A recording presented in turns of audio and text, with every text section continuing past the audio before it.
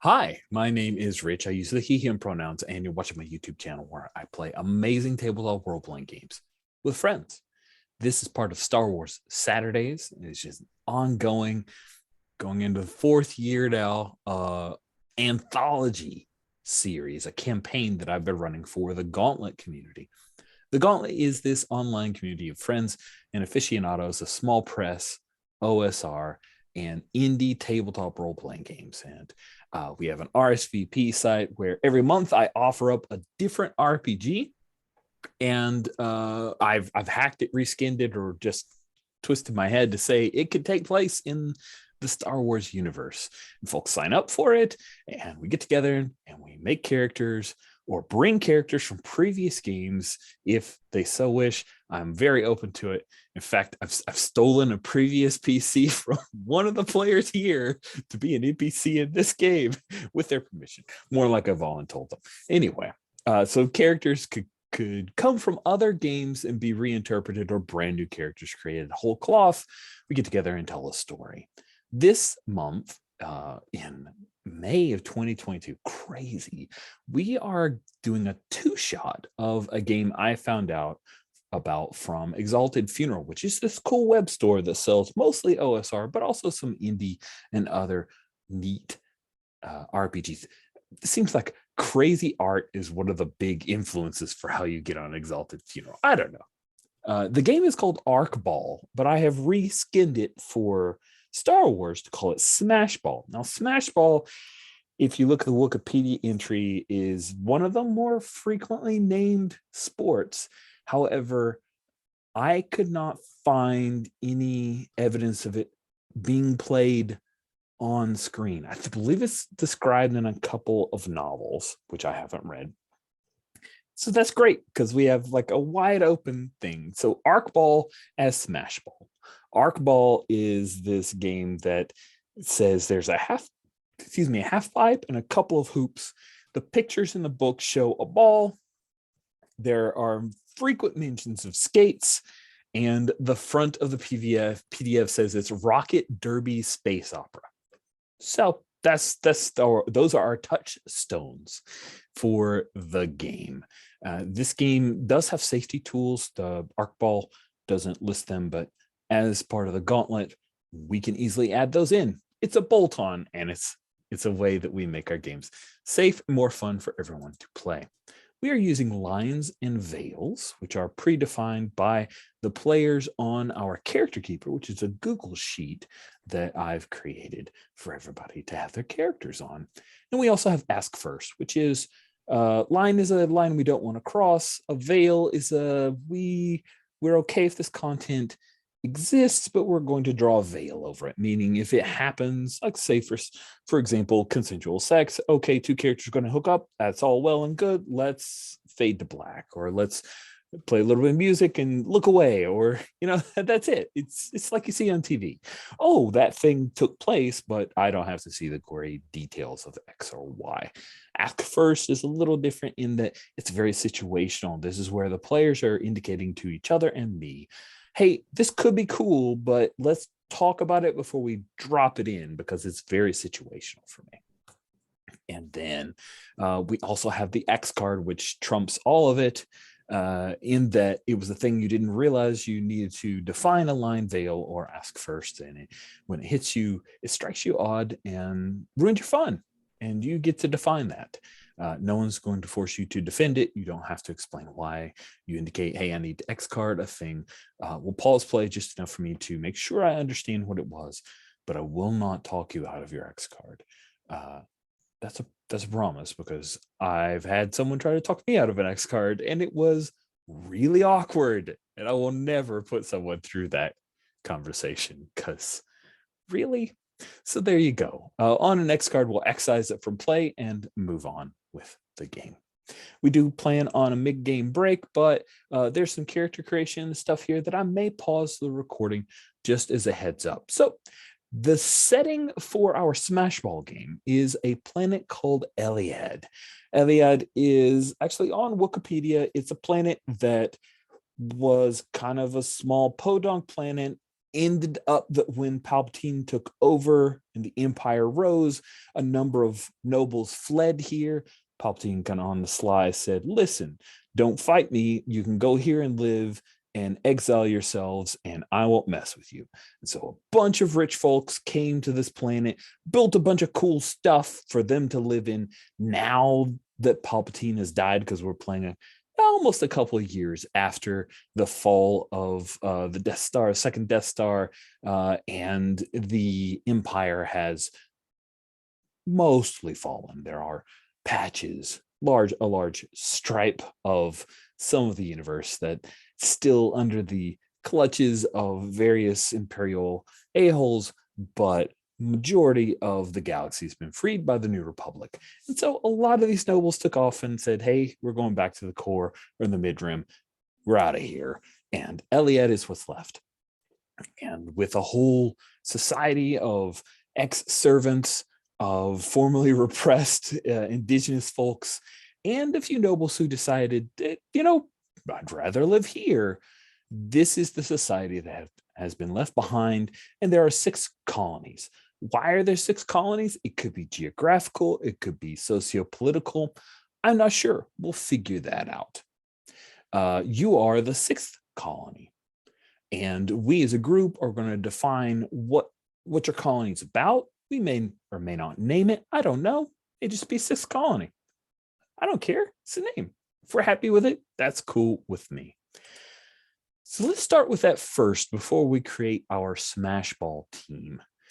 If you want to jump to the Colony 16 tab, I created, and this is wholly on me. So if it's terrible, don't blame ArcBall. ArcBall just says, create your colony. I wanted questions. So what is the general climate? I'm going to try to make this Star Wars. We're going to have one climate. Is that better on dish? No. What's the general climate and terrain of your colony? It could be anywhere on this planet, anywhere in Eliad that we would like.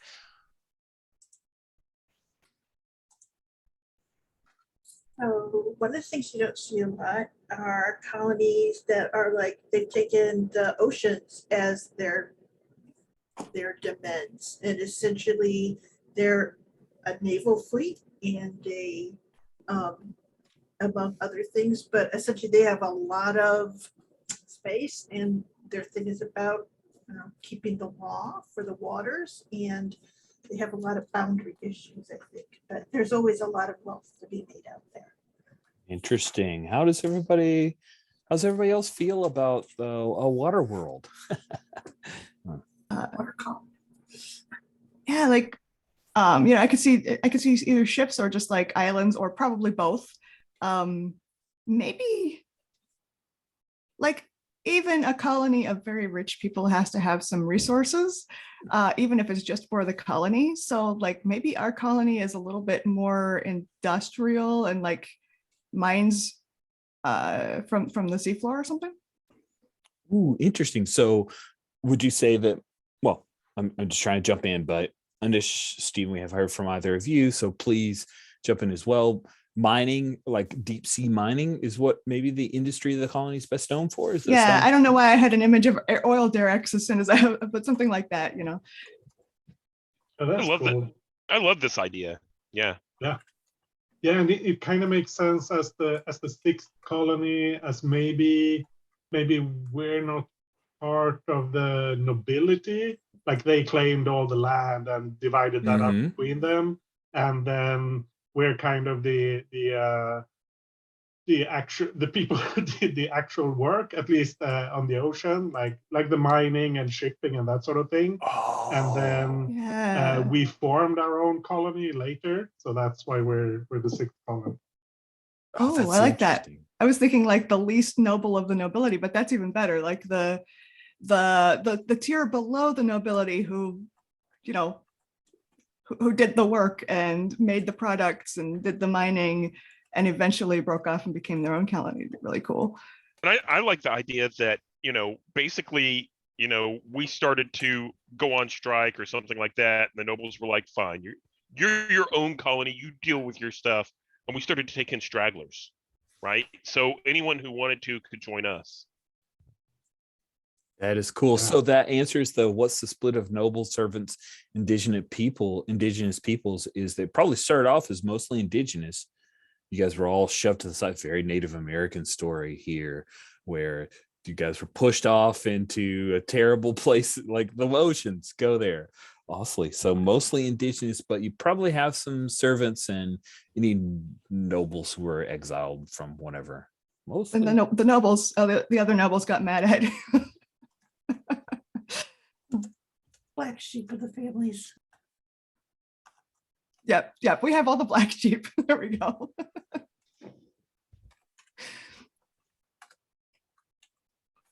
Awesome.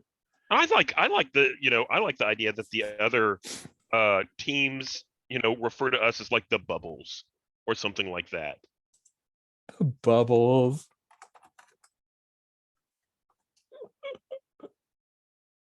That's cute. Let's see. Anything, any other industries that folks wanted to throw out that to add to deep sea mining, or are we good with just that one? I think it makes sense that on the planet, we're also probably the people that do a lot of the transportation, particularly between the other colonies who are separated by the things. It's just still cheaper.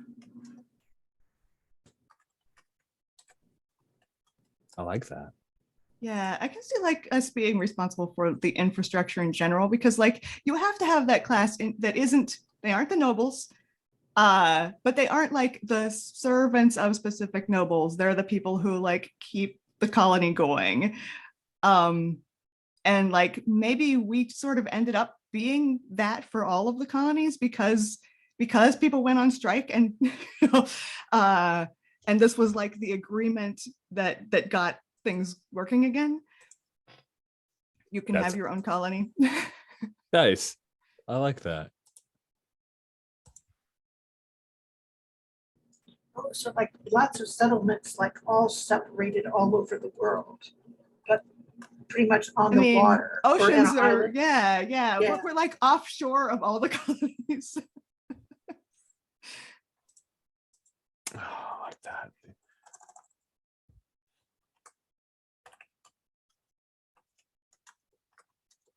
So isn't a collection of islands called an archipelago? Uh-huh. Yeah. So that's probably what we refer to our colony as, is the archipelago. I mean, it's the whole planet wide, like all the islands. It's kind of it. I like it. That's cool. How many people do you think are part of your colony? Eliad itself has 4 million people. We don't have to put a number. We could just say it's the smallest, it's a medium size, it's the largest. What do we think from a general, how many people live in the colony? It might affect some of the conflicts that we have. So I think that's interesting.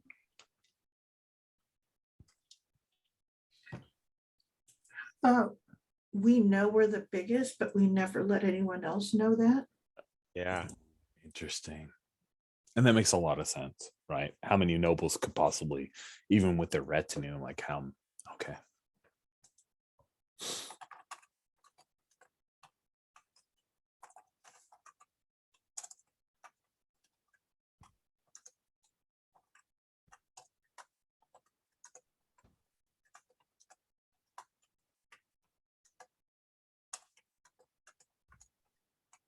What attractions does the colony offer? Nish, do you have any ideas of a cool feature, attraction, or aspect? And this would be where we might have a scene if you guys are back on planet, that kind of thing. Yeah. I mean, we could do some deep sea safari things, like if there's going under deep into the ocean, looking at weird creatures, that sort of thing. Mm-hmm. Oh, nice. May I add on to that?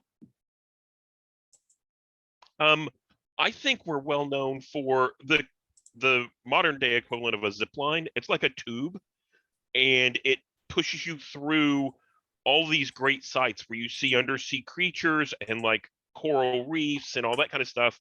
And it's something that the nobles use as sort of a you know, the equivalent of a zip line. They'll come down, they'll camp out in like a little bubble or a little dome, and then they'll go on these zip line tours.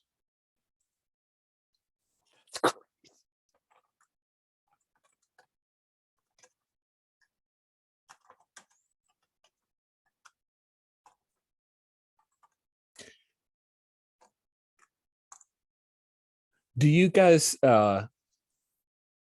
do you think maybe that is held in some kind of I'm kind of biting off of Bethany's deep sea mining idea along with the zip line and the underwater tours? Maybe there's one of those, oh shoot, what is the raining planet?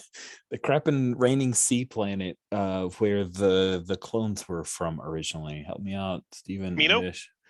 Camino. Yeah, like a Camino sea-based platform city. Does that sound cool, interesting, where that stuff could happen? Awesome. I like the idea that because we have lots of the undersea stuff, that essentially a lot of it has been designed so it kind of has that same half tube base thing. Like all of the ways down under the sea are like just a spiral of those quartz. Ooh. And so that's why we're good at it, is because that's when we're traveling up and down. You know, the pressure's going, but we're essentially traveling those quartz all the time. Go up them, go down them, go up them, go down them. Interesting. Cool. And this may be the hardest question, so maybe we answer it later. Oh, someone's ahead. Yay. What's your team mascot? And I see Andish is throwing out the Kiokana. Oh my god, that looks amazing. I have an option as well. How about the Dianagas? That's the creature from the trash compactor that pops up the little eye and looks around. They're super ugly. But we I'd could be just all in use... favor, but like they don't look cool. Yeah, true. They absolutely don't look Also, cool. I think they're sentient. No way. Yeah. Crazy. I think they're sentient, and according to some novel somewhere, the one on the Death Star was actually force sensitive or something. It's super stupid, but Everything's extensive. Like, oh, okay, they are something to look at. In case folks need to see a picture of a Dianoga, I grabbed one from the Wikipedia. You know, like an eye on top and a mouth and a bunch of tentacles. Woof. Kiokana. And the other one is the Kiokana, right? Yeah. Kiokana, which looks kind of like a sea dragon. Yeah. Yeah, I looked at aquatic creatures on Wikipedia, and there's like 50, at least 100. Not all of them have images though. So I've looked around at a bunch of the ones that do. The Kiokana image does look like a mascot image too. Yeah. Yeah. Super Yeah. does. It does. Like the picture is like that's a mascot right there. that should be on jerseys, you know. Like, it feels like Kiokana has the majority opinion. Let's make it so. Sounds good with everybody. Kiokana. Awesome. Well, that was our last step for colony creation officially. Does anyone have anything they want to throw in? And we can always do it as we play, but any ideas that are bubbling up that you're like, oh yeah, let me throw this in so we can bring it into. We good? All right, now you get to create your individual member of your team. Pretty simple. You get 2 tensions, which are like archetypes. And then you have a vibe, which is like a first impression type deal. And you, of course, need to name your character. And once we have all of that, everybody will be asking pulse questions of the other members of your team. So I think I'll pause the recording here so you guys can work on picture hunting and tensions and all that stuff.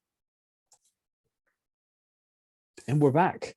We have 4 members of a wonderful Smashball team for the Bubbles, the Offshore, the Kielkana. So we're going to go around the horn, starting from the right-hand side of the character keeper, heading towards the left. If you could introduce yourself and then introduce your character. Let us know what their tensions are and what the general vibe you have for them. So, Bethany, kick us off. Yeah, so hi, I'm Bethany. I am playing Echo Creighton, who is a cyborg. Started out probably human, but I don't know. And who I think was sort of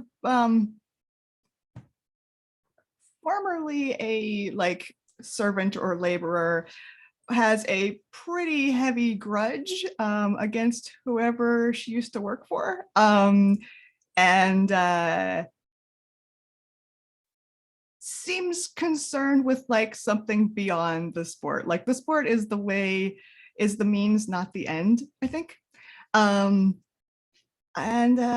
my tensions are Ersatz veteran and revolutionary, which I think is the end that the sport is aiming toward. Is Echo originally from Eliad or a transplant as a servant?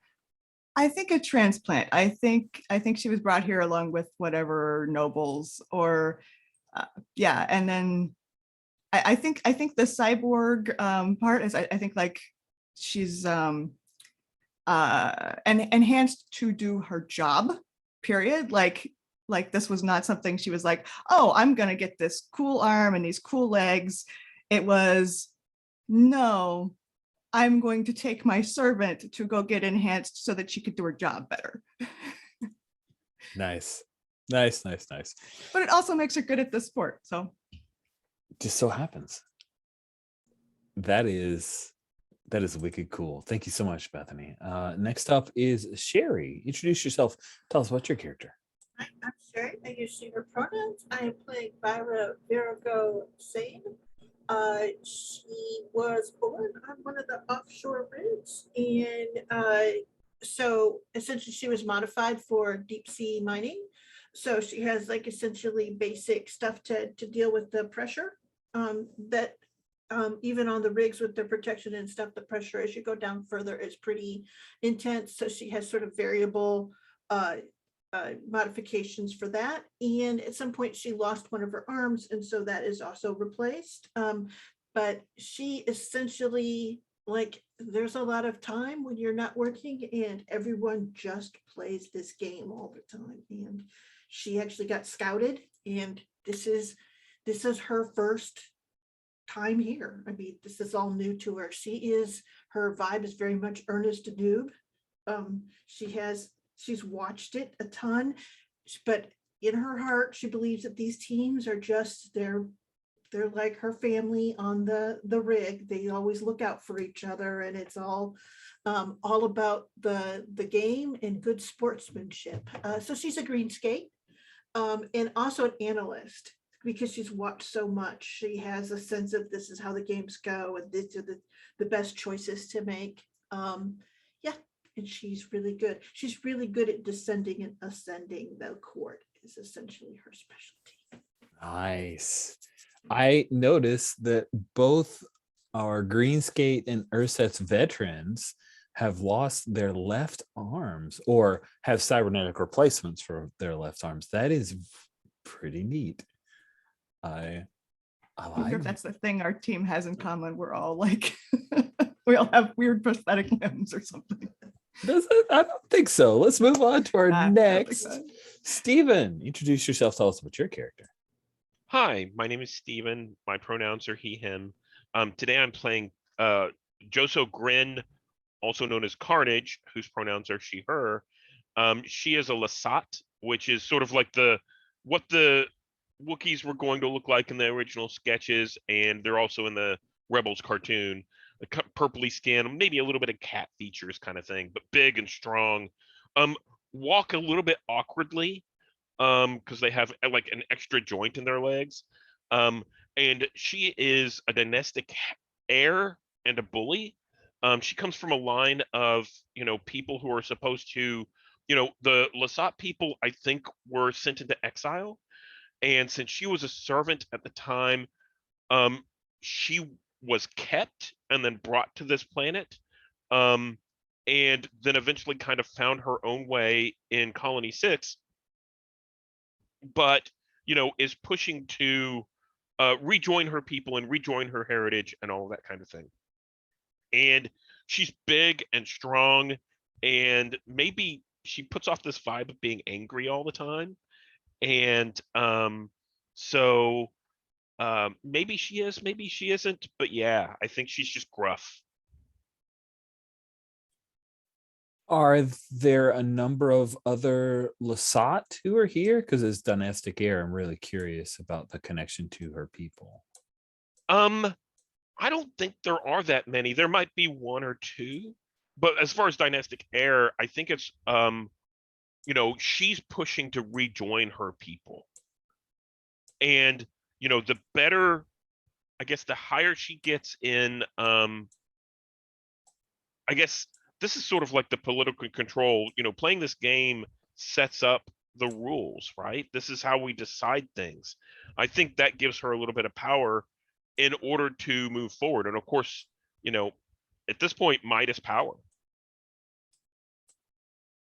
Does that fit for dynamic heir? Sure. I was not objecting. I was curious, and I like that take. Well, So- yeah, it's a little bit hard to kind of get that character into that slot, but yeah.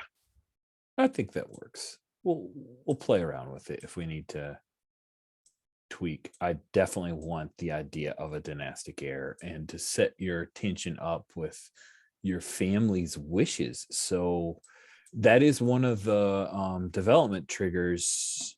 Is her family here? Are they in contact from another area? I think that this is what I envisioned was this is her trying to rejoin her people, and at some point undercut her family's wishes, which is she doesn't rejoin her people and maybe finds her places here, but we'll figure that out during play. Okay, cool. That sounds good. That I appreciate that. It helps me understand how to intersect. So that's great. Thank you, Stephen. And then last but certainly not least, Andesh, if you could introduce yourself and tell us about your character. Yeah, I'm Anders. I use the he, him pronouns. I'm playing Janala Claw Collaxt, who uses she, her. She is a backwater prodigy. I think she grew up like underwater, because we talked about this our colony being like doing underwater mining and that sort of thing. So I think she grew up in like an underwater facility of some kind. And she's from like a working class family, but it turned out she's really good at this sport, and she got kind of pushed into it, but she's taken to it. She's been on the team for a while, and she's really good. She knows she's really good. So she's got that confidence, perhaps overconfidence. We'll see how things turn out. And she's got a rivalry, and I think I'm not feeling really a rivalry with one of the other players on the team. So I think it's someone on an opposing team, someone else, someone who, like in an important match, they cheated or something, and she really wants to get back. Cool. Did you have one NPC you saw that you're like, oh, that's totally the one, or do you want to save it until we create our first match and then pick it as we? Yeah, I think I'll save it. Cool. I think that's the right choice. That way it doesn't lock us down because I definitely want that rivalry to come to the fore. Yeah. So. Yeah, I mean, it's no fun if doesn't come up. That's right. 10-page backstories are useless unless we can get it into play.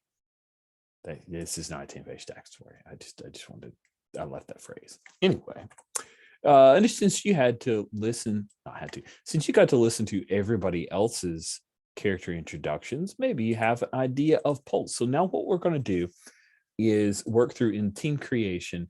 There are pulses, and like they're attached to a D66 table, but you can roll it or you can just pick your call. So where are the? Oh, if you look in the team creation tab, there are pulse creation? questions. Yeah. Okay, cool. Yeah. I think I'll start out by making a roll, and we'll see if that gets me anywhere. Okay. There are, if there had been like 3 choices, I could have picked something.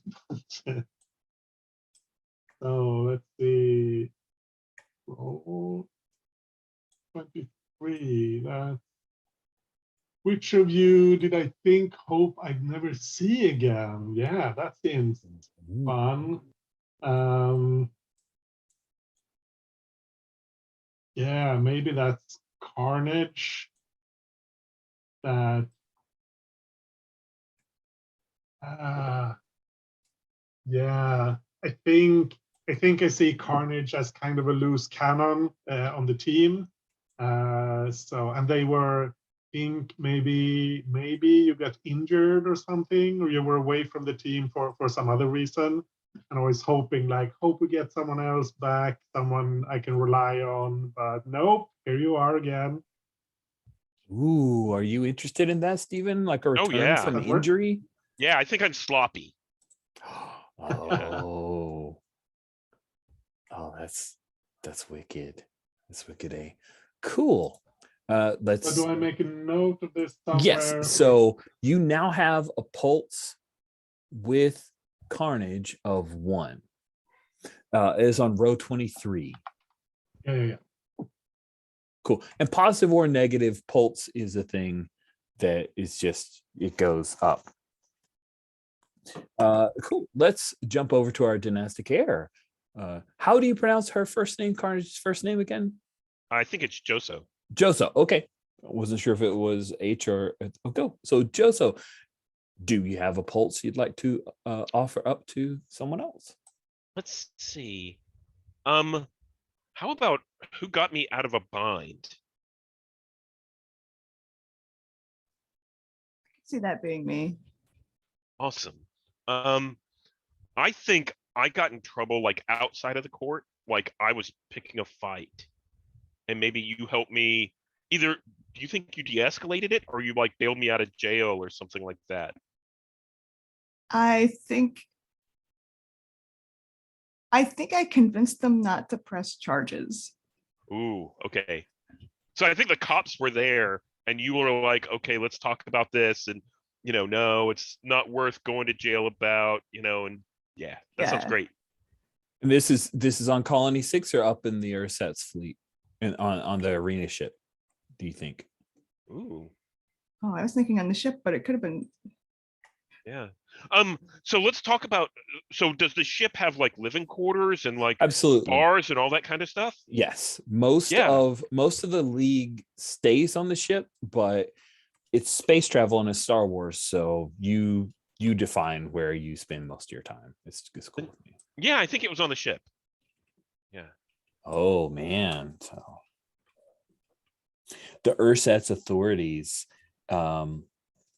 Echo had a conversation to like make this hush, make it I go think away. I just had a conversation with the people that Joseph fought. And like told them to not make a big deal out of it. Which colony are they from? Oh, good question. Let me see the other colonies. 4. Colony 4. They seem like they might be willing to chill out as opposed to some of the other colonies. Like, I don't think I would have a whole lot of influence over colony 3 who looks like they just want to fight, all the time, no matter what. They do look like some scrappers, don't they? Uh-huh. One of them's a Mando, so that's not great. Awesome. Colony 4, you talked them into being cool. I like it. I like that a lot. They will remember that. Good. Okay, so mark 1 pulse.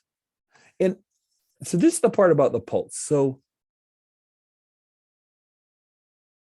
you record +1. Yeah, it doesn't look like it's both ways. It doesn't look like you ask a question. I don't think you both get pulse. It looks like the person who asks the question records +1 pulse, just in case that wasn't clear. So our green skate, Virago, got a pulse question?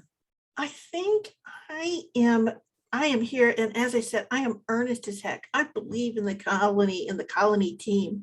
So I think my pulse is going to be who has the most colony pride. Like, who here is really like, they get it. This is about colony 6 in that way, I think is what I'm looking for. So that's interesting to someone, like how they feel about that. Or it can also be least. So if you feel that you're very much like it's not what you're concerned with, that's cool too. So yeah, we'll start off with the one you want. Does anyone feel like they've got the kind of colony pride that Vera would be into? How about yeah, so I think that was probably Joso or Carnage. But I think this was loyalty, right? It was loyalty to the colony and loyalty to the team. So Neat. How does that sound? Yeah. Yeah. I like it. All right, mark a pulse. And now it's time for our Ersatz veteran, our forced to take cybernetic implants, Echo.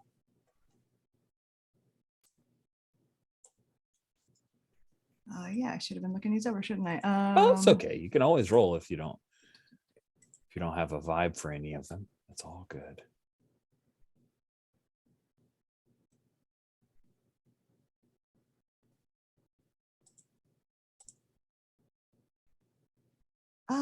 Who is the easiest or hardest to lie to? The easiest. You're the easiest to lie to. Okay. I am Cool. totally. That's fun.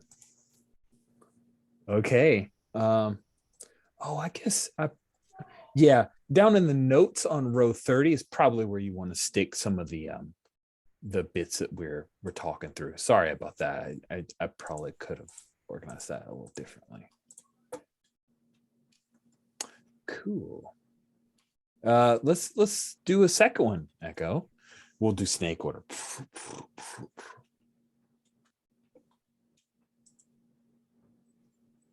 Okay.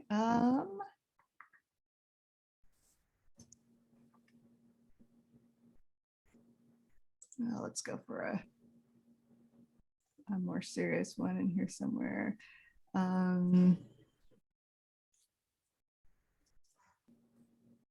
Yeah, who's seen me at rock bottom? Oh, that one caught my eye too.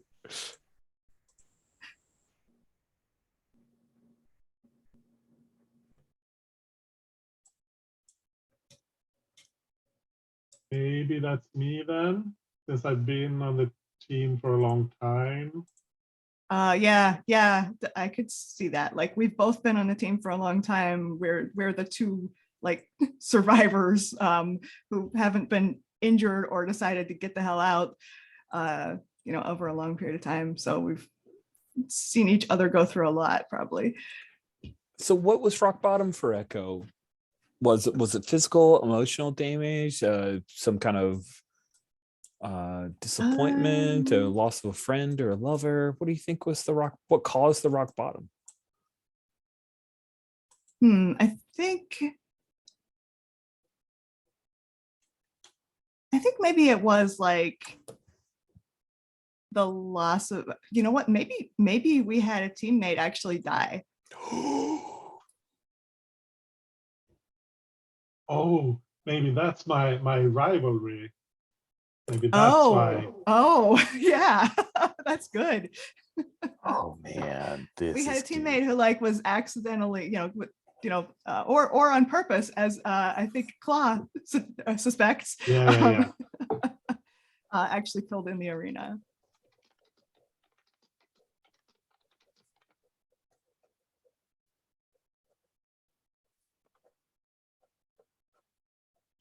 Furiously writing that down. Oh, that's good. That's good. Now, Claw, how did you help Echo come back from rock bottom, or were you just there? Ooh.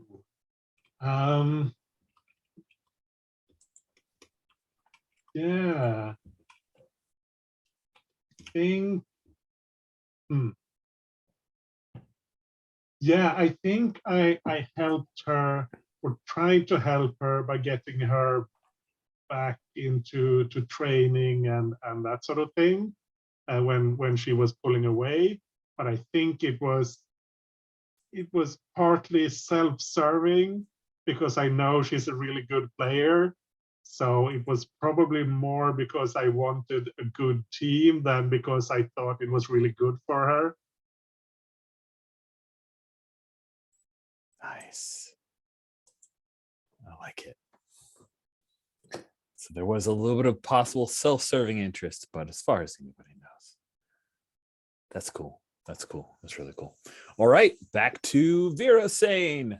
Vera Sane, by the way, very Star Wars name, Sherry. Thank you. Props. Thank you. I am kind of a noob on a lot of this deep Star Wars stuff, but I can name.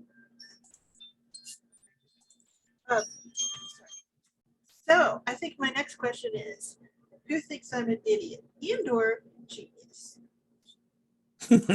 Andor. Or an idiot genius? I think that was probably Carnage. Whenever you first came in, Carnage was like, this girl's an idiot. But then I think part of the thing, it's not really an initiation, but it's kind of tryouts. I think you have to play against this. And I think you put Carnage in her place. Was like, you used strategy and got past her, and she was like, this girl's a genius. Okay. All right. Then that means I've got 2 pulse with courage. Ooh. Very helpful.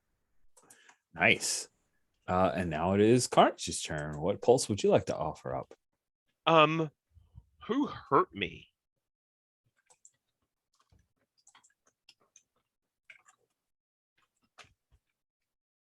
And this could be like, you hurt me on the court and I didn't let anyone know, or you hurt my feelings and I didn't let anyone know. Yeah. Oh, man. But a crack reporter may have found out. Just saying. If no one else grabs it, I will. I think. Ooh. Yeah, I think when you got injured and had to leave the team temporarily, I think I made it clear that, yeah, we're better off without you. Not like saying it explicitly, but being making it clear in some way. Was it like an off the record interview that somehow got published? No, I think it was more personal. I think it was like I cleaned out your locker or something. Like, yeah, here's your stuff. Bye. Good, yeah. Oh, that's good. That's really good. Sweet. And then Claw, what's the next pulse you'd like to offer up? Yeah, I was hoping to have one ready, but I had trouble with the roller because this is too many things to choose from. Oh, that I rolled a 14. Who am I head over heels for? And that feels like a nice contrast to all the mean stuff. The dice know. Does anyone want that? Because if not, I'm happy to pick something else. I kind of think it has to be Echo because you've played together for so long. Oh, yeah, that would work. I was gonna say it could be me. I could also see it being Virago. Oh, yeah. That's right, the new kid. Yeah, like new and exciting. Echo, and I don't know which would appeal more to Claw. Ooh, Echo, I think that plays into like also why I wanted you back on the team, maybe. Because That I makes sense, obviously yeah. cannot say anything about this. It's Right. So you're like, oh, it would be better for the team if you came back. yeah, I definitely have no personal feelings about this whatsoever. Yeah. And I think I kind of tell myself that as well. I can quite admit to myself that I have feelings for you. Oh, that's juicy. Oh, so juicy. All right, that is cool. So please add one with you got one pulse with Echo as one. Now there's no limit to this, so we'll just snake order back. Undish, is there another pulse that you want to roll for or pick to offer up? Make a roll and see if it's anything interesting. You don't have anything for Vera, so if you could pick one. Yeah, something that would fit. Let's see, you're the new person on the team.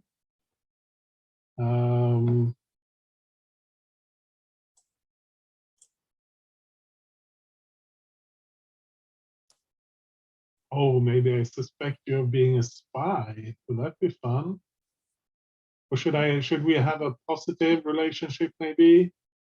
I am fine with you suspecting me as a spy. I'm just like way too earnest. It must be a fakey act, right? Yeah. Yeah, I think it maybe part spy, part here to like sabotage us, not like, oops, I'm just newbie. I didn't catch the ball thing. A spy. So sorry, just if you said it already, I apologize. A spy for what? Like an imperial One spy? of the other colonies, unclear which Oh, one. colonial Like spy. he's a Nice. traitor, I'm sure of it. That's wicked. I like that. Cool. Okay, let's see here. I'm going to try the roll 2 dice too. Let's see here. So 1 and 4, but I think we've already done that. Oh, who am I head over heels for? Oh, that's a good one. I think I am head over heels for let's see here. What is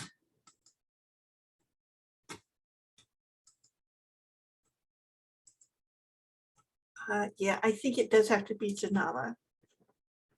Just like me, backwater prodigy. I hope to be that good. So sure. Nice. Now you have I'm one completely inarticulate around Janala. Stephen, did you want to slip one in? Yeah, I'll do one as well. And I looked, and I don't have any pulse with Virago. I think I'm very protective of Virago. Nice. How does that sound, Sherry? Is that okay? Maybe like a little sister kind of thing. Oh, that's cool. That sounds great. All right, and we'll jump over to Bethany. For Echo, got nothing with Carnage? Yeah, I got nothing with Carnage. I think I am genuinely, very secretly afraid of Carnage.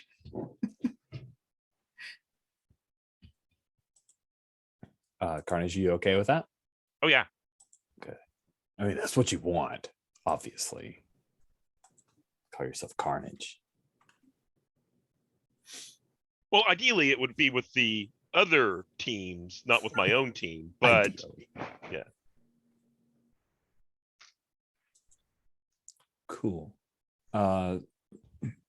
Echo, did you have any more pulse? Since we're snake order, you get to double up if you want to do another one. But if you feel good, like you've got a good set of touchstones, then you can pass. That's okay too. Let's see. I have one with each person. Actually, let me look at these, see if there's one that jumps out at me really quick. But I think other than that, I'm good.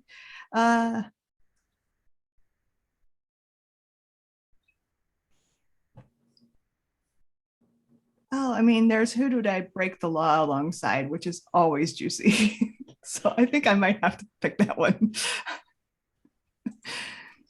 Who broke the law with me? Breaking the law, you little revolutionary, you. So, so how about on the way here? You were the one that like had to come out to like pick me up to go to the team and all of that stuff, because this is like a big trip from off planet. And yeah, I was game with whatever you were up to, and we did some sort of sabotage mission. Oh, wow. So, does that make any sense? Yes. So does anyone else know about this? I have not said a thing. I'm petrified once I figured out what we were doing. So she is not, in fact, she doesn't even talk to you about it. Like the eyes get big and you can tell it's like not sure what they're supposed to do with it. I wonder if I framed it as like an initiation thing. Oh yeah, that sounds perfect. Yes. Like, oh, everyone has to do this when they join our team. And then I realized that, like, and I think it is something like, you know, like we really broke a contract thing. Yeah, you know. So it's like the teams and stuff have all this like political negotiation. So yeah, maybe. Yeah, I don't know. It would have to be something like where we cut someone off from being able to join a team or something like that. Oh, yeah. I mean, didn't injure them, but like made sure that their contract got inadvertently extended for some other set of things they needed to do. Or maybe just like, I mean, it could have been something as simple as like sabotaging a shuttle so they were late. Oh, that's really good too. So they couldn't make it to like the tryouts. Right. Very good. I love that. I think that plays into also Claw's mistrust of you because she knows you're hiding something. Yeah. Oh, yeah, I probably am, like, incredibly, especially when Echo comes around. Oh my goodness! So watch this show. This is good. Awesome. So that was an Echo question out. So we pop to Vera. Do you have any other Pulse questions you'd like to offer up? I mean, the one that like just kind of goes in there is, who did you travel with to the, you know, on the way here? Who did I journey with to the Ersatz? So it would be Echo, and we have this big long and travail of things that happened along the way that I just like can't even talk about. I'm like, just haven't even processed it yet. The first of which was sabotaging a shuttle, and I think what I discovered is that Echo is the most just casual about doing these definitive destructive acts to, you know, like I had no idea. And I'm still processing that. Like, I'm like, I didn't think it worked like this. So Echo is the first one to have like really destroyed my sense of things. But I'm hoping it isn't actually like that. Echo is just a one-off. Everyone else is okay, but now Yeah. I know that Echo's bad. Okay, cool. Yeah. Add a Pulse with Echo. Okay. Then our domestic heir, Carnage. Do you have any other pulses you'd like to offer up? I don't think I do, but I have some headcanon about the previous pulses. Mhm. I like the idea. So we had talked about how I got injured and I was laid up. I think what happened in the sequence was I was being recruited by another colony and I turned them down because I'm loyal to Colony 6. And in retaliation on the court, they injured me. And that's when Claw came and handed me all of my stuff and was like, you didn't need to be here anyway. Oh, God. It's a serious kick in the teeth. Yeah. Oh, that's so harsh. I love it. Man, Man, that's great. I can't wait to find out which colony was trying to recruit you. We will find that out in play. Oh, yeah, I see that. I see that note in text, and that is going a colony. And then last but certainly not least, do you have any more pulses claw to offer up? I think I'm good. I think I'm at the point where I'm going to have trouble keeping everything straight anyway, so I don't want to add any more to this tangled web. Okay, cool. Just as a reminder, some questions that I'd love to answer as we play. 2 shots. So if we do it in this first match, awesome. If we do it next session, too, cool too. We don't know the name or anything about the teammate who died, who may have been murdered. I'm curious about that. I see a note that the colony one of their shuttles. That totally feels like a thing Echo would be revolutionary about. Colony 1 deserves it. So is Colony 1, do they know? What are they going to do about it? Which colony tried to recruit Carnage? Gosh, those are the ones that we still have out there. Really... 6 feels like a colony of misfits that would recruit Carnage. Well, you guys are 6. Oh, we are 6. What's the next 5, I guess? Whatever the next one, or the next lowest one is, or highest number, I don't know. The Zillow Beasts. All right. Cool. All right. This is wonderful. But we've been going at it for a while. So what I'd like to do is take our big game break. And then when we come back, we're going to create the stakes and set up the conflict for your first match and play through the preparatory scenes. And we'll see if we get to the match at the end. I think we can do it. So let's take a break.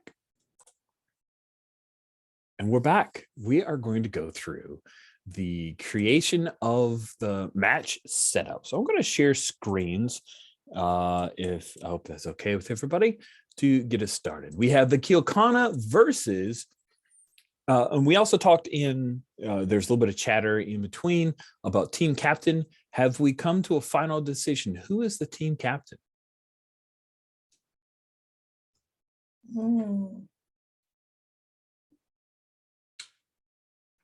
We talked about it possibly being Claw or Echo. So do we want to roll dice for that to see, or does someone have a strong opinion? I mean, Claw seems to be probably the person who is on posters, you know? Look at those arms, yeah.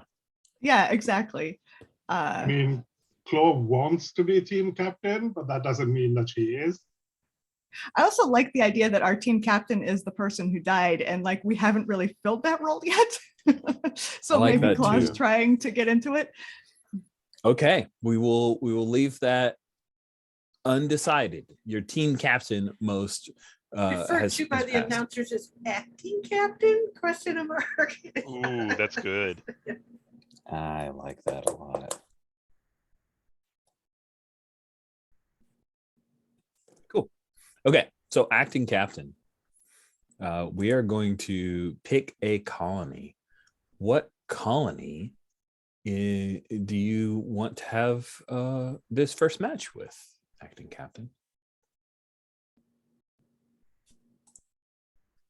We have colony 1, the rich boys, colony 2, the imperial sympathizers, colony 3, the scrappers, colony 4, the guys who Echo thinks will see reason and actually maybe did see reason at some point, and colony 5, who have some indigenous folks. And yeah, but as yet undefined. They also have this Ferner, something that's like a out of nowhere, just hired in. I feel like colony 5 are the ones we have the most in common with, so maybe it's less interesting to have a match there, or maybe that makes it more interesting. I'm not sure.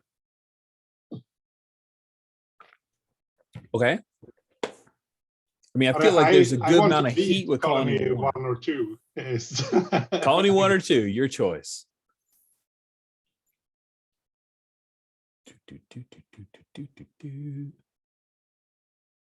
Roll a d2 if you need to. Does anyone else have a strong opinion? They all look delicious.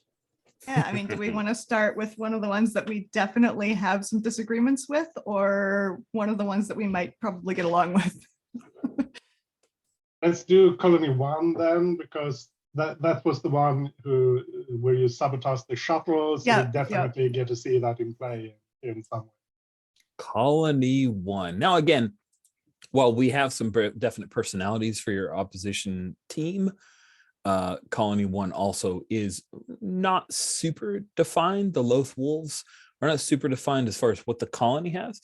So we get to define that probably as we do this. I'm going to move to Virago. What do you think the theme is? And if you're like, what do these themes mean? This is all that's in the whole PDF. So it's just various things, all the way from violence to overcrowding to disasters, off-worlders, vengeance, love, justice. What's the theme for this conflict? And as a reminder, this is a thing where these colonies have come into conflict, and to avoid war, there will be a match to resolve. To the winner, take the spoils.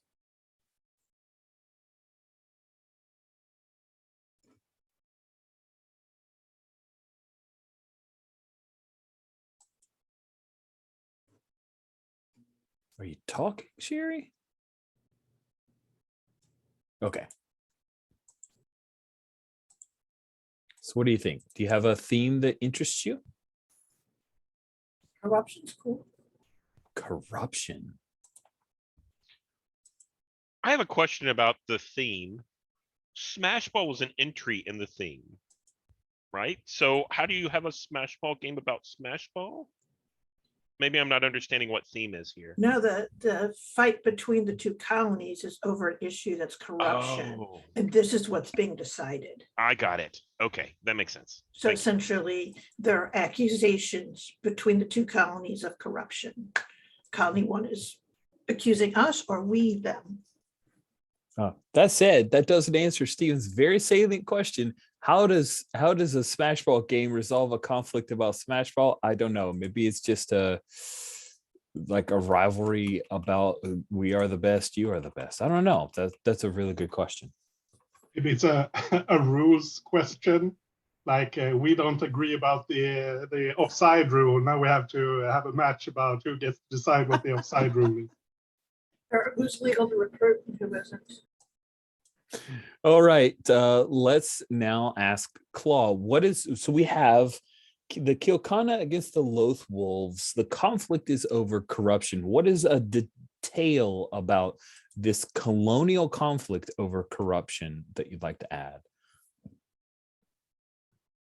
I think they're the ones accusing us, and I think it's because of maybe it's some sort of like union activity. Like, I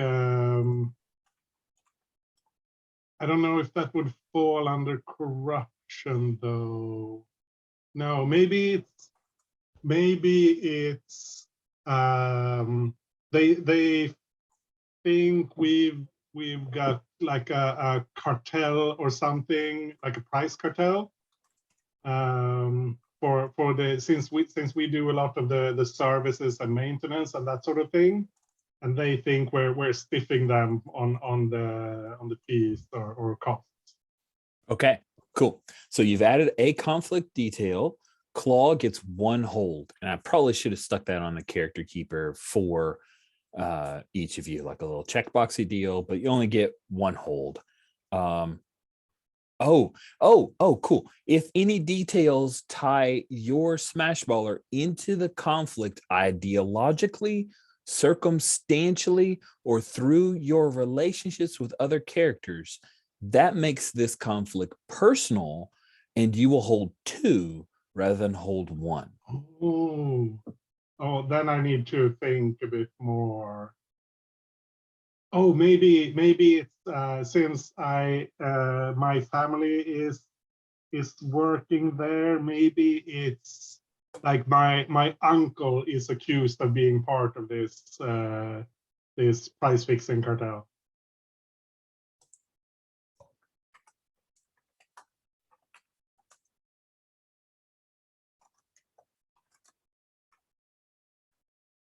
All right, you now have 2 hold. Now we go around the table and everyone gets the opportunity to add details to the conflict. It could be like it's led up to this XY that thing.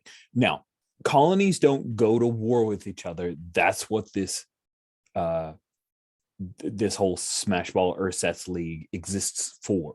That doesn't mean violence hasn't occurred, murders could happen, things that could lead up to that. So these conflicts, this is like we're laying out the scope of, like, we're all looking at a table or a map or something, or showing the stuff and pictures are popping up, all that cool stuff. We have not heard from, so we do, corruption was Virgo. So let's ask Echo, do you have a detail about this corruption themed conflict between 6 and 1?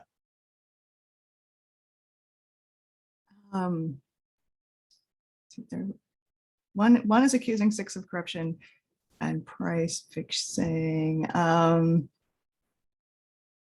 wonder if they're accusing us of working with another group, either on world or off world, or and like they're possibly they're not happy about getting dragged into this with us. I don't think it would necessarily be a whole colony, because then like there would just be another Smashball game.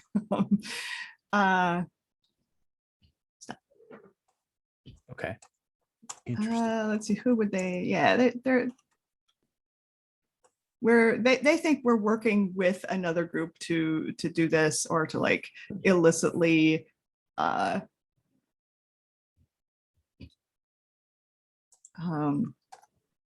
well, I mean, you know, see, okay, price fixing is the issue.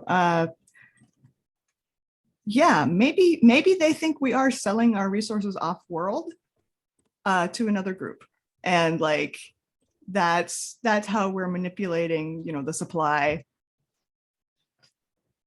Yeah, we good. say we only have, you know, X amount of something, and that's why we have to, you know, that's why the prices are so high, but they think it's because it's getting diverted. Nice. Is this still like an illegal group, like maybe a gang like the Huts, or? Yeah, that's what I'm thinking. Like Like that. somebody that we wouldn't like, it could not ever be official, and we would not tell anybody about it. Run with the Carnage. You get to, so take a hold for Echo. Carnage, do you want to define this group a little bit in the conflict detail here? Oh,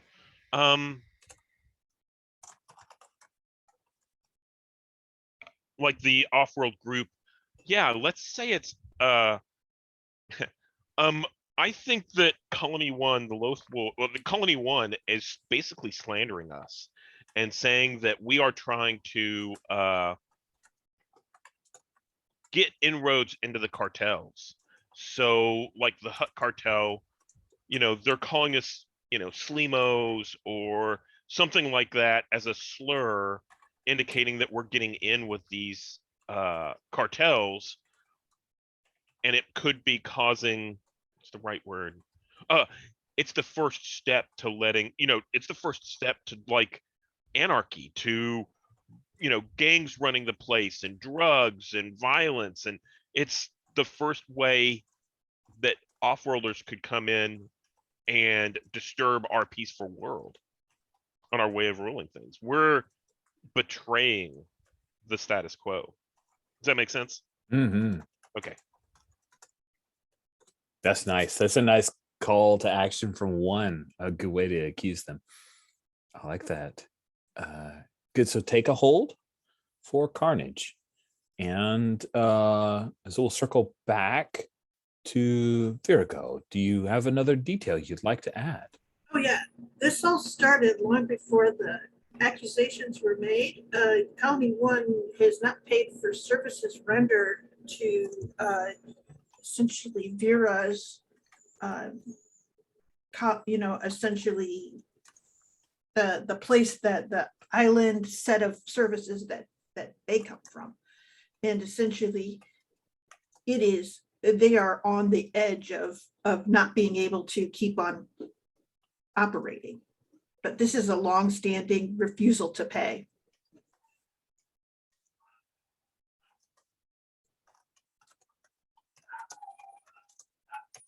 Maybe the corporation like extended themselves, or the family extended themselves a little bit to be able to fulfill this contract. Mm-hmm. Exactly. And we honored it. And they came up with a bunch of excuses not to pay. So and I would say that we had pressed suit on that, but we hadn't gone, like, it hadn't escalated to this. It had just been a, how do you say, a civil or a court thing. And then they turned it around into.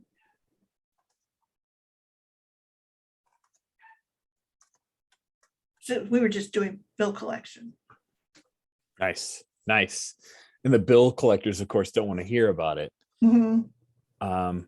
That is juicy. So since we're here on and you're already getting too hold, I want to ask: is Falcon, Count Bid Falcon, involved in the dispute, or is he embarrassed by it, or what? I like the idea that he's embarrassed by it. Like, he knows what it is, and he kind of has to keep on covering this up because now it's gotten so pushed up.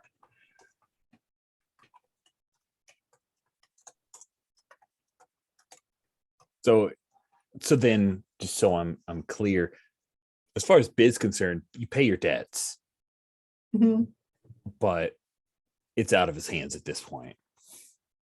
That's wicked. I like that. Good. So everyone has added a detail. So everyone has one or two hold as a result of these details. As we look at it from totality, are there any last details that folks, you don't get a hold for it, but it's a thing that's burning up your brain that you definitely want to throw out there? Are there any last holds you want, or conflicts you want to throw out? Sorry, hold, conflict, details. Feels pretty solid, but I want to make sure.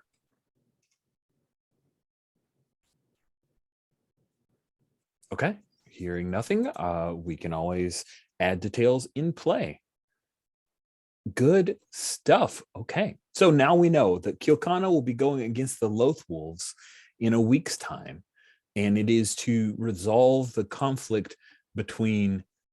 Oh, Virgo, have you named your like family corporation or family? It should be the Sane Corp, or do you have a cooler name? Oh no, I'm just like a cog, right? But I think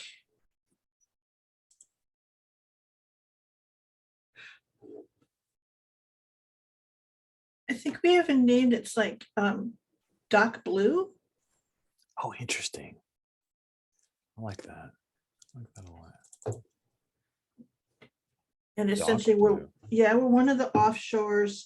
We do mining, but we also have a thing of that, like, on a rotating schedule, like a sort of dock mechanism is set up where it like essentially creates a physical connection to the shore to like bring stuff on and things like that. So we have there's like a little place on shore where we have to pay to like stay in a hotel until the dock comes out to go back and stuff like that, because you can't bring a ship up to it. So great. So it's all over the hollows that a match has been scheduled in a week's time between Kilkana and the Loth Wolves. Kilkana still reeling from the loss of their team captain. The Loth Wolves riding high on their recent victory as they trashed Colony 4. It was nearly it was a rout. Colony 4, the Wampas only scored one pitiful point against 14 scored by Colony 1. So they are riding high. Count Bid Falchion is quite pleased with the recent success of the team. And of course, he gives no mention whatsoever over his personal opinion, because he wouldn't slight fellow Colony members in this upcoming match. Now we shift to the phase of training and preparation. And this is a scene calling thing where you can engage another player character in a scene, or this could be a scene on Colony 6. It could be a scene at Colony 1.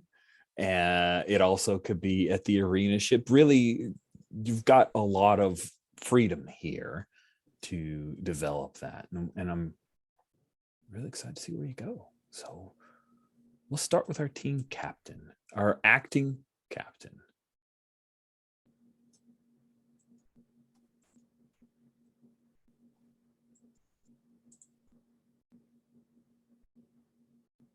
Desh, do you have any thoughts for Claw in a scene with Claw?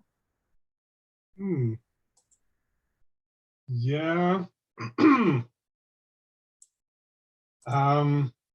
Think I'd like to have a scene with Joso. Getting into this, that I don't think she should be on the team. I love it. You're just going to keep hammering on that tension. That is delightful. So, as a reminder, if you are involving the tension in that conflict, that's going to earn a point for the team. I have on each person's set of columns of points you've earned, and then that sums up to the total team points for the match. Oh, is there... Oh, the whole team. Yeah, that's right. If a whole team does, the team captain rolls for their behalf. Good point. Good. Good. So then, Claw, you're bringing in the Carnage isn't wanted tension. Is that what you're after? Yeah. Carnage, where's the scene take place? Where are you? Or our pulse. That's not my tension, right? My tension. Right. That's true. If you want to rephrase it based on Backwater Prodigy or Rival. Ooh. Yeah, those are the ones I have to involve to get the point. Correct. Yeah. Yeah, so I don't remember, Steven, did Carnage get injured in relation to when our team captain died, or was that something different? We haven't established that. That sounds great. I think that this was... So I think what we have established was that the team that tried to recruit me, whenever I turned them down, they then, made sure I got injured in the next match. It could be that they also took out the captain. It could be that that was off on the side. We could also say that it was actually Colony 1 that tried to recruit me, and they're the ones who injured me, if that would play into things. You got two sessions, so we could put it all on Colony 1 right away, or you could save that for future. It's really up to you guys. Did you want to angle towards Backwater Prodigy or Rival? I was thinking of Rival. Okay. I was trying to figure out if because through that I have the connection to the team captain, so I was trying to figure out if Carnage was away with her injury when the team captain was killed, that's one thing we can play off of.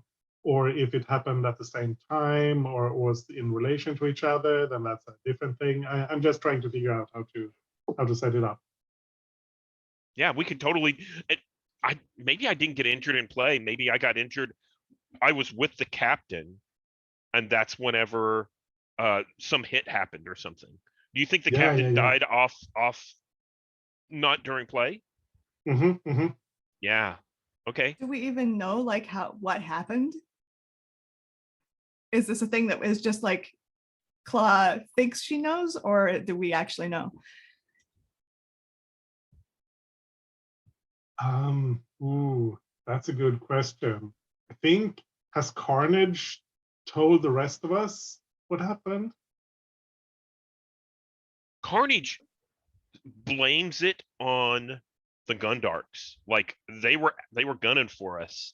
They're Imperials, right? They're ex-Imperials, and you know that they would kill any of us as soon as look at us.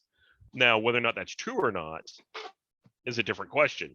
But yeah, I think that, you know, Carnage definitely is like, these are the guys. Cool. So I think, so then I think we can get into the scene maybe. And this is, I think this is like in the gym, maybe, like we're working out. Yeah, the practice arena, I think. Yeah, that sounds good. Yeah. I think there's a That's space perfect. actually called practice courts. Yeah. Practice Sorry. court. Yeah. Yeah, that's excellent. So I think we're doing like practice stuff. We're practicing, and think at some point Claw outplays you in some way, like nothing big, but just maybe makes a feint or something that you don't quite catch, and she's she shows that she's exasperated. We need to be sharp in this match. This is really important. Yeah, we have to show them the truth that we're not involved with all this stuff. They think they can buy their way in. I'm telling you, we'll do it. I can do it. Can you, though? Are you saying that we've already lost the match because the Loth Wolves are going to be as good as you are, Claw? I mean, maybe you can take advantage of my injury or, you know, outthink me, but do you really think the Loth Wolves will be able to do that? I think the Loth Wolves are at least as good as you are. Each and every one of them.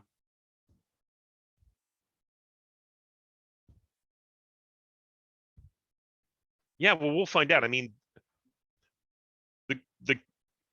the team is only as good as their captain. Well, acting captain. Yeah. So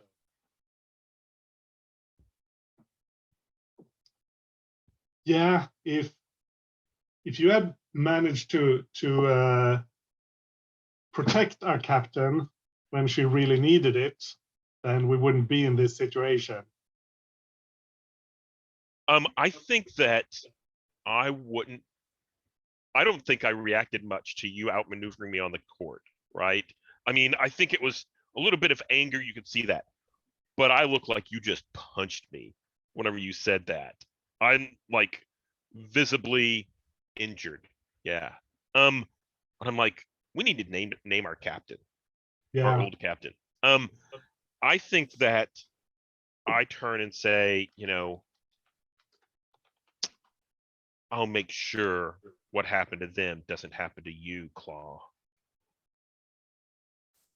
You can bank on that.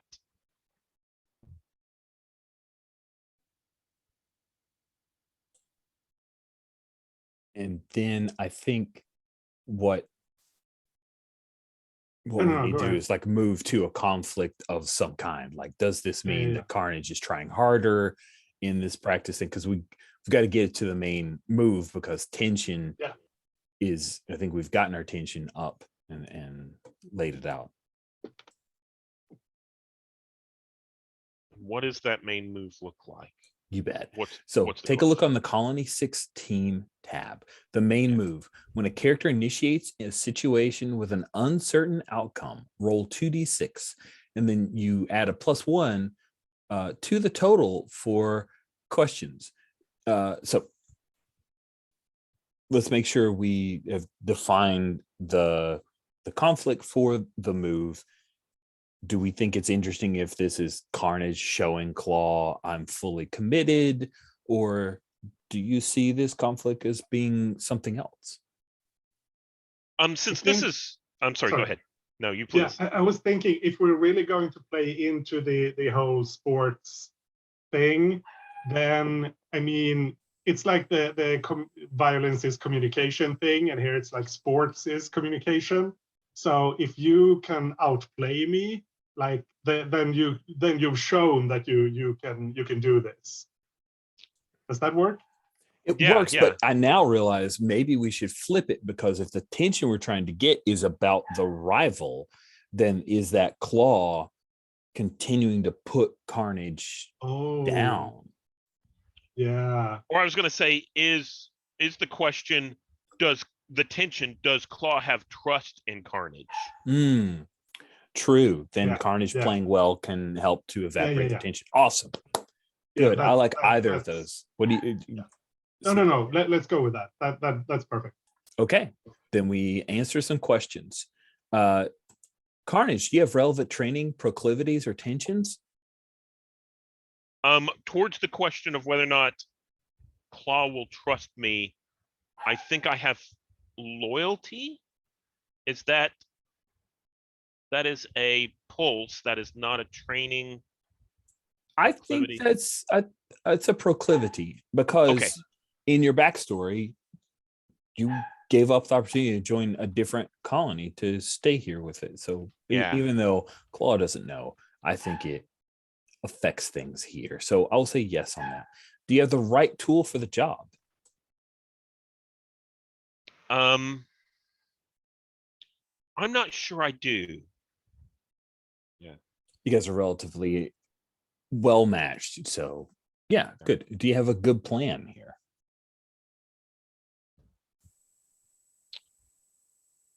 Yeah. I mean, Yeah. how do you like do a power a power play, or do you try to feint me, or what's the Yeah. thing?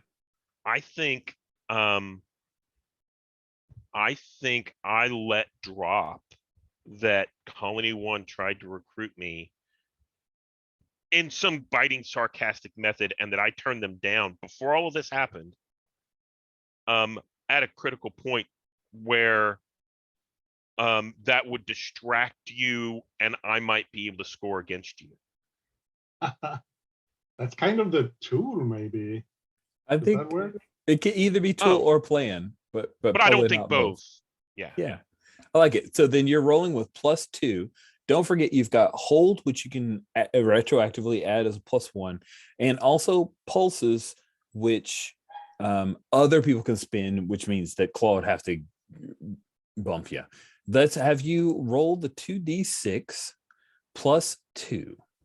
Okay. You're looking for a 10. And this is Steven rolling this, right? Correct. Yes. Thank you Oops. for clarifying. Just wanted to make sure. I'm 2d6 +2. And that is a total of 6.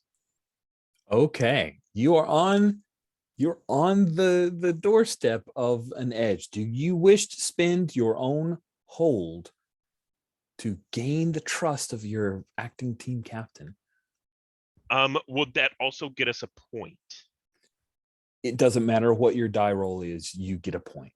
Oh, great. But it Okay. matters to how badly things end up for you, right? Right. An edge means you get what you want. There will be consequences. You're going to take some stress.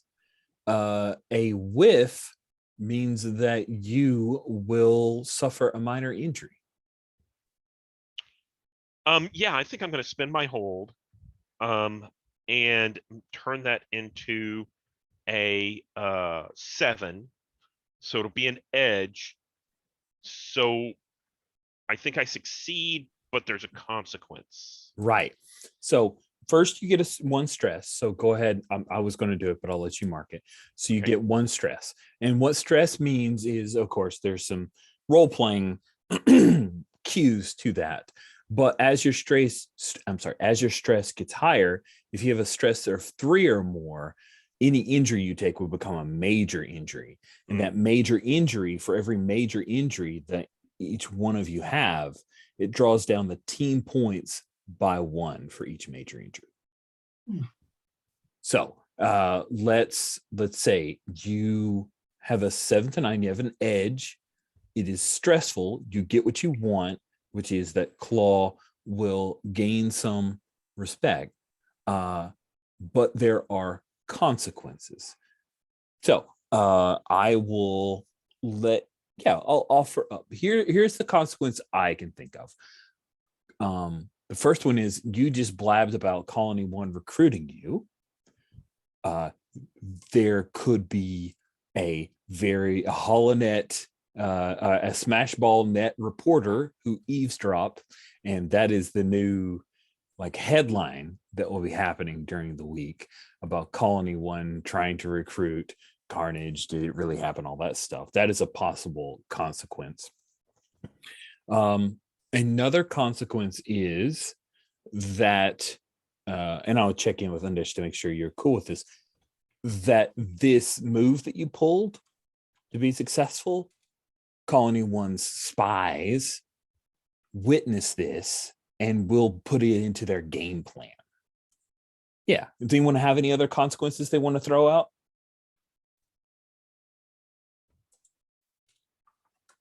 I like that second one.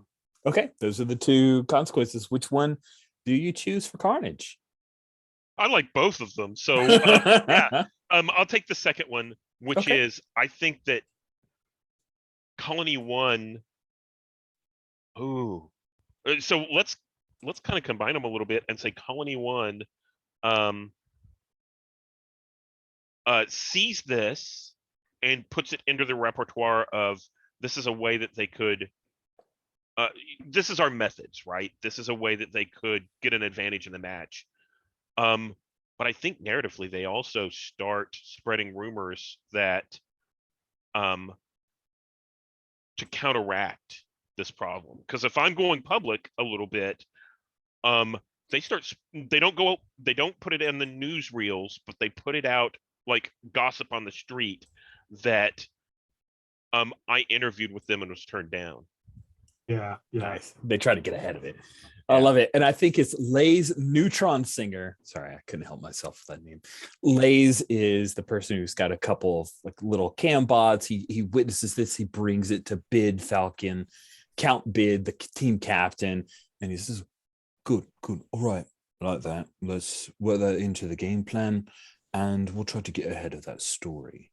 And then he'll call in Davin Schiff, and Davin has a few contacts on the side because he's a legacy player. So he'll seed out a few, let the word slip to some reporters on the take who've run those stories for them. And we hear the story that, Carnage tried out for Colony 1 and was denied, failed, flubbed everything she tried. Those Lasat, with their weird legs. How can you even? Yeah, I love that. So that's our first sign. So 1 point was gained for Colony 6. That was gained by the roll that you took, Stephen. So go ahead and mark on row 29 a 1. Change that 0 to a 1. And we'll move to our next scene. I'm thinking, because I'd like to do some post-game stars and wishes and chatter just to make sure for last session we're good. I'm thinking we got 1, possibly 2 scenes left. So I'll turn this to either Bethany or Sherry. Do either of you have a scene you've been sitting on that you're eager to throw out? So I have the idea that that essentially Vira really thinks that the teams are good sports, right? And that this is how things are. They believe the TV streams. And so I really like the idea of Vera going up to the real arena to practice in, to get that feel for how it feels differently than the ones that she's practiced in all along. It runs into, because gazebo. And essentially, once I think I would have to fangirl. That is awesome. So you're definitely leaning towards the green skate type deal. And the Ersatz court is the highest court, ringed by seating to accommodate the entire crew and population of the arena ship, plus 10,000 hollow spectators. And there are some physical spectators who arrive. There are atmospheric boundary generators affixed to the rim of the ring that allow the exterior shielding above the court to retract. The game is meant to be played beneath the unfiltered starlight of open space. So Vera, you step on for the first time. This is that like first moment on the court. Mm-hmm. Nice. I like that. And it's echoey, right? You every movement that you take. Sorry. No, I think the thing is it's not echoey. Whereas under sea it is, because you're kind of fully contained, and when you hit stuff, it's got the sea behind it, and you know, all of those things. But here when you hit the edge, it's all dampers and then space. It's like you're just up in your head. So it's that first thing is the incredible silence of it all. Like you would have your team talking to you, but the team hasn't come up. It was just Vera coming up. Nice. So Vera's doing some practice and you're by yourself. Do you want, since we're moving this to a conflict, do we want some Colony 1 thugs to make an appearance and be a-holes, or do you want to run into? I think it would make sense eventually, particularly after like Byra like approaches, because but I think to begin with, it's more like whatever the ball is, it's like part of it is you can't hold on to it for more than 2 seconds. So you have to be really good at like throwing this thing against these curved walls and then like getting there in time to catch it and stuff like that. Oh, So nice. kind of dribbling, but they have like all these kinds of rules of how you can dribble and all that stuff. And so there's that sort of thing of the ball comes up the chute at Kyra, and she just instinctively makes a leap for it to get control. And then, does that make any sense? I like it. Cool. So Virago, you're practicing by yourself, working on your ball movement skills, your smash ball movement skills. And what does the audience see? Like you're a green skate, but I mean, even as a green skate, you've got to be good because the colony chose you. Right. So one of the things is she's really good at being what's called an otter. Her strongest game is on the downside. She can pick up a huge amount of speed while she's going that way and handles that really well. And part of it is because she does have all that armor and stuff that she uses her whole body to keep her like herself moving, but have like complete control as she goes up the sides and down the thing to get there where the ball is. So she can throw a lot more insanely and be down further than other people would if they were keeping control. And so that is what they would see, is that sort of standard, like it's just a style. It's called otter. And, you know, it's just about sliding like a kind of crazy, looks like it's out of control slide that is absolutely in control. Nice. Calm down, buddy. That is really cool. I think we have like a montage of several slides and movements and the kind of music that tells us, oh yeah, this girl knows what she's doing. Virago's really good at. I think there's one final slide where Virago is right near where you could easily score. You're right near the hoop. Does she actually score, or is she take the moment, completes it in her head, and then moves back to? Good question. Oh, I think that she does it in her head, because when you score, it actually whisks the ball away. And then like, so if you're practicing, you have to like kind of go back to get the ball, like kind of bowling ball in some ways. So it's that sort of thing of they does the shot like what they would do, but never lets go of the ball. And then is standing there. And there's a moment before you turn to skate back and run through your drills again, where you realize you're being watched, and you see the gray-skinned, tattooed figure of the sleek smashballer known as Kazitu.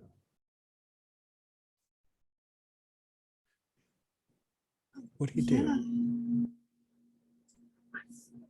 Her mouth comes up in a nice line. She's holding the ball. She's like, oh my gosh. She would do that sort of slide over and say, wow, I am a huge fan of yours. And originally, she's got those pair of tattoos here, and her face was expressionless, like neutral.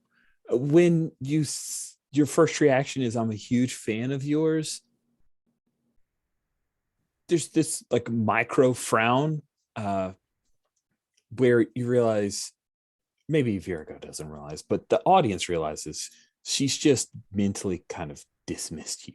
You went from interesting to fangirl. And she crosses her arms. So you're the new one. Yep. You're from Dark Blue. Yes. And then I actually get a little bit leery.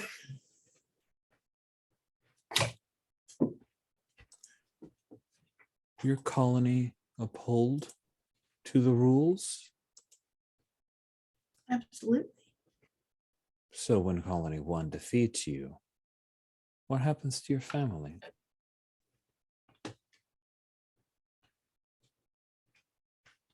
And she kind of goes, well, they'll have to rent themselves out, won't they?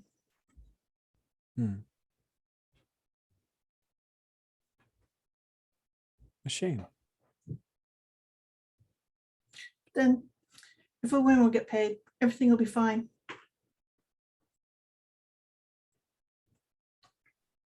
Who escalated it to this point?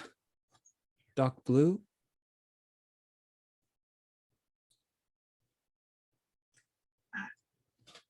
She sort of stops and goes, you hear the news. Who's doing all the talking on this? That's who escalated.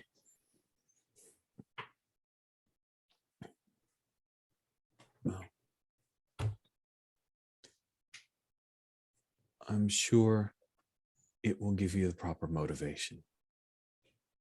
Absolutely. And I said, okay. I had the ball in my hand and I kind of do that flip. So she can do her run. And Kazitu moves over and slides on her skates. Care for a bit of a spar? I wouldn't miss it. Nice. Cool. Let's bring this to a roll. I'm really excited to see how this goes. So you will be rolling 2d6. Do you have the relevant training proclivities or tensions? I got green skate, which I wouldn't say gives me an advantage per se, but it gives me enough naivety to go, yes, absolutely, I'll show you my moves. So, all right. You're unfettered by caution. Exactly. Do you have the right tool for the job? I think so. I got I don't know. This is my job, isn't it? I am the tool. This is a But very she also has the right tools for the job. exactly. So it's a wash. I think so. Do you have a good plan? No, Okay. I'm So you're just rolling. doing what comes naturally. Of course, we're players, good sports, right? So Okay. rolling with adding +1. 2d6 plus 1. That's gonna roll 2d6. That gives me an 8. Okay. Your hold, I mean, you'd have to spend 2 hold to be able to get to a 10. Do you want to do that, or do you want to save that hold?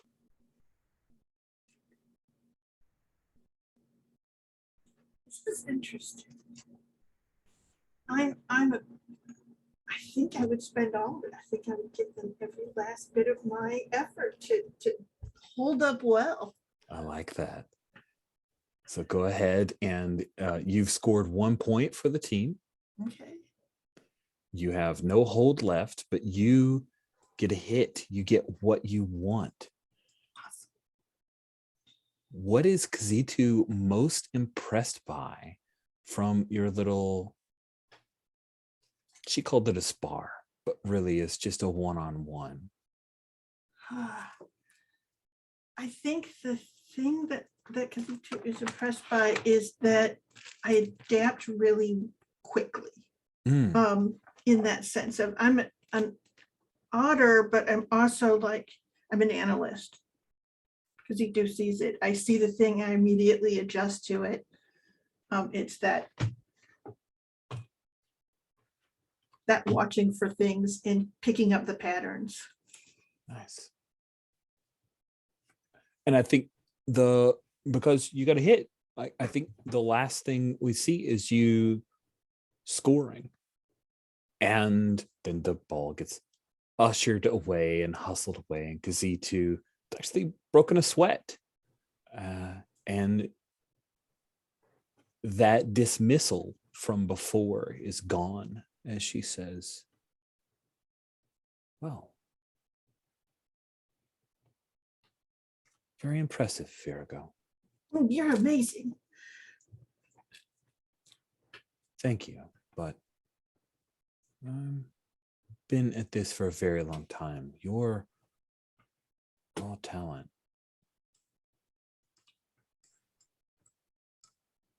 Very impressive. Best of luck to you. I will bow. And but I'm like really excited. So then I'll get shy and I'll run off the court. And Kazitu was like in the middle of about to say something else when you get shy and run off, and she just closes her mouth and it's a little bit of a wry smile on her face at the naivete and the youth. She doesn't hate it. Cool. So we now have, go ahead and mark your point. You scored a point. Took no stress and nor any injuries. Congratulations. So you'll mark 1 point on row 29 under your name. And I wiped up my hold. Oh, you don't take any stress. You score a point. Point your score is the blue. Oh, sorry. That's okay. It's several things to track. So. Oh, yeah. Cool. All right. And I think based on time, because I want to do some post game, we'll call it here so that we can finish on time. This is a thing I like to do from time to time. Cool. Let's do some stars and wishes. We start with wishes so we can end with stars. Who would like to express their first wish for Smashball?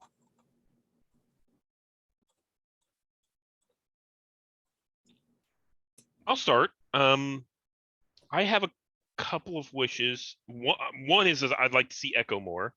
I think we'll see that next session.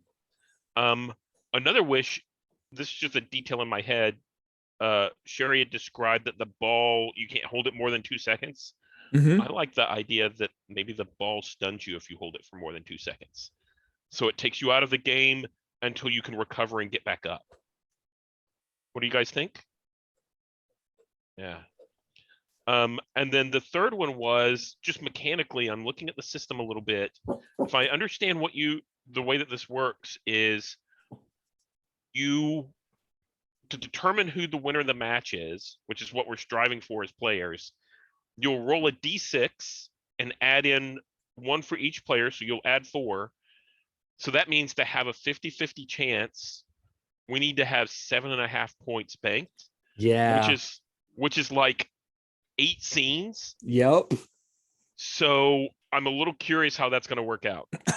We may end up doing scenes like a little faster next session, so that we can get through those to a match. But yeah, Or potentially doing what you described, which is if more than one person is in a scene, maybe they can have more than one move.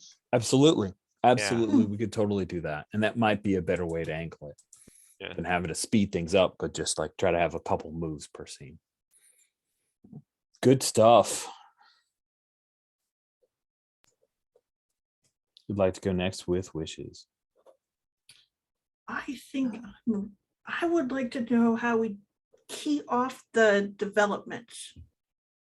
Because when I read this, I actually thought that we had to do development points in order to get team points. Like we had to rapidly develop through our things. Oh, So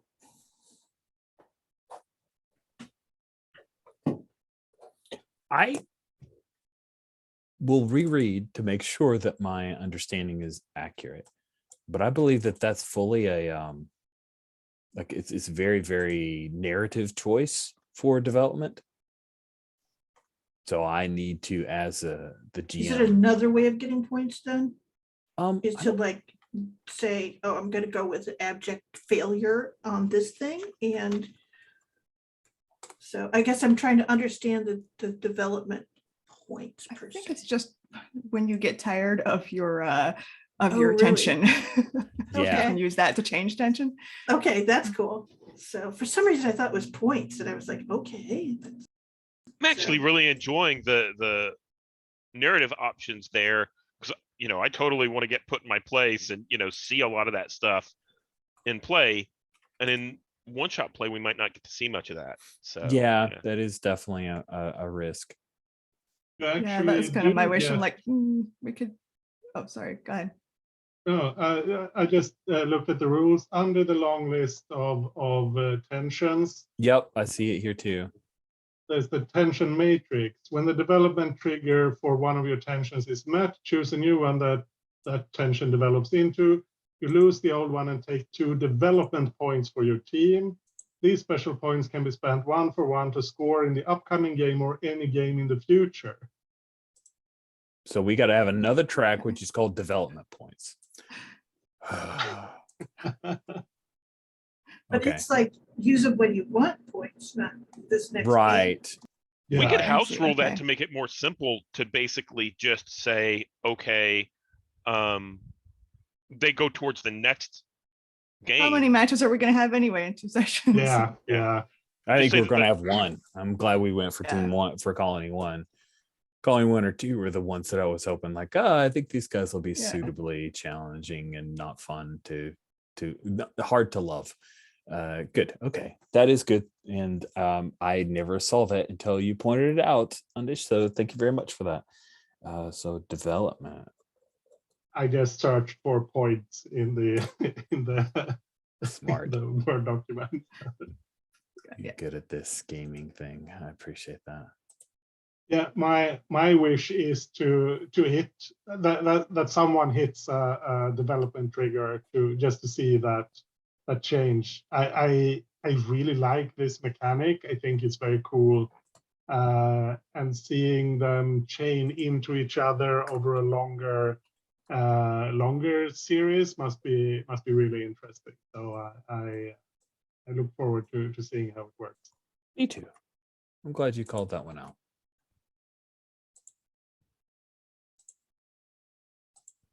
I was looking over the development points. Did we hit any during this session? So under yours is fail utterly miserably. I don't think that happened. No, Or destroy your rival or let them destroy you. I don't think that happened. Who is your rival? Have we defined that? No, but now it's definitely someone on on from Colony One. So I'll figure that out. Who's most interesting? Yeah. If I thought about it, you could have declared me your rival. I could have kept the 6-, that would have given you the development point, and then you could have chosen another one. We could have seen that in play. Yeah. Yeah, but that didn't. I mean, even if we had done that, it doesn't feel like I was like utterly destroyed you. It felt like True. Well, but Yeah. close enough. I think we need to be a little bit more loose on the development triggers. maybe. Yeah, since it's 2-shot, we can forego a little bit of the strictest written text and Yeah, make it yeah, happen. yeah. That's good. Okay, cool. Thank you for that. Bethany, what about you? I mean, I it's been covered. Okay, cool. I was just going to have a longer-winded, less articulate version of what has already been said. All right. Well, we'll kick off with you with stars. Did you have any stars you want to hand out to folks? I mean, I guess it's a star for everyone for like building off of each other's ideas and just like, oh, well, what if we tie this idea with this other idea and make it even more complicated? And now, we all both love each other and hate each other. Excellent. Yes, this is the most Monster Heartsy of sports teams. I love it. It's very anime sports team in the best way. Cool. Anish, do you have any stars you want to hand out? I was going to say something like that, but also I love these characters and I love this game. If only for the setup. I mean, just having the one movies, that's okay. But this character setup and the team setup is really great. I like it a lot. I'm really glad you picked this game to play it. Awesome. Thank you, Anish. Sherry, did you have any stars? I really like it too. I think it is a really excellent set of collaborative methods with just, I mean, the players are all bringing so many good things to it. And yes, so stars to all the players and the ideas. And I already kind of like, oh, play a little bit longer, maybe let's so definitely in that mode of it's good enough that I'm already going, oh, just keep going, Rich. Yes, I am already wishing I had done more than 2. I was like, oh, this would 2 sessions. This feels like a 2-session game. I don't think there's like much to it, and I'm way wrong. I'm so wrong. The mechanics are so simple. It seems like it should be a short game, but then you're like, oh well, we just spent the whole session setting up. Yeah, Maybe it's not a 2-session game. Yeah, I think I could have got a full 4 out of this. Honestly, we're gonna got like 2 to 3 matches tops. It's interesting. Thank you, Sherry. Steven, did you have any stars that haven't been thrown out? Yeah. Well, the same thing. Like whenever I first saw this, I was like, "Well, it's Star Wars. It'll be a good game." And then we started interacting, and everybody sort of came up to the characters, and like, "I want to watch this show. This is a great show. This is really good." I also noticed that the feel of this is a lot like medieval jousting, right? I hadn't thought about it until we were like, oh, this is how we resolve all of the conflicts. And I'm like, yeah, that's kind of how they maybe sort of did things back in the day. But of course, there was backstabbing behind the scenes and all that kind of stuff. But yeah, that all makes sense now. I can feel what the sports ball is all about. So, and then lastly, I want to say, during the world generation and colony generation and all that kind of stuff, like Sherry, your mention of doing all of this underwater was just brilliant. I was like, I was thinking, of Star Wars tropes and things like that. Like, oh, we could be the jungle people or something. And underwater was just a stroke of brilliance. And I'm like, that is so good. That is so good. Yeah. So yeah.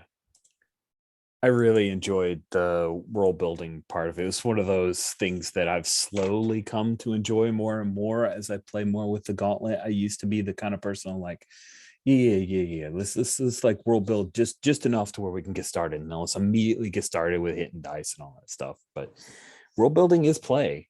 And you guys are really good at it. I knew I had an all-star cast on my hands, and I wasn't wrong. So I look forward to bringing this to a titanic close with our one and only Smashball match for our series next week. Thank you all for playing. I'll bring the recording to a close.